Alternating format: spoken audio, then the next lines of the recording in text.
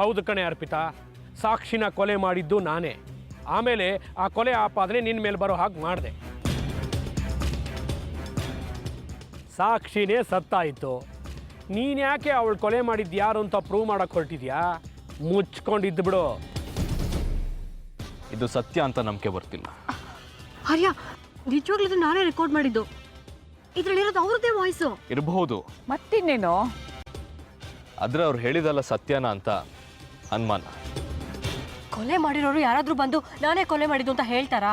ಕೊಲೆ ಮಾಡಿದ್ರು ಮಾಡಿಲ್ಲ ಅಂತ ಹೇಳ್ತಾರ ಆರ್ಯ? ಅದಕ್ಕೆ ಅನುಮಾನ ಬರ್ತಿರೋದು. ಕುಡಿದ ನಿಶೆನಲ್ಲಿ ಎಲ್ಲ ಹೇಳೋದು ಹೇಳ್ಬಿಟ್ರು. ಆದ್ರೆ ನಾನು ರೆಕಾರ್ಡ್ ಮಾಡ್ಕೋತಿದ್ದು ಅವ್ರಿಗೆ ಗೊತ್ತಿರಲಿಲ್ಲ.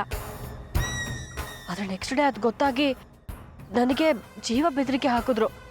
ಅದಕ್ಕೆ ಪ್ರತಿದಿನ ಆ ಸಾವು ಬದುಕಿನ ಹೆದರಿಕೆನಲ್ಲೇ ಬದುಕ್ತಿದ್ದೀನಿ.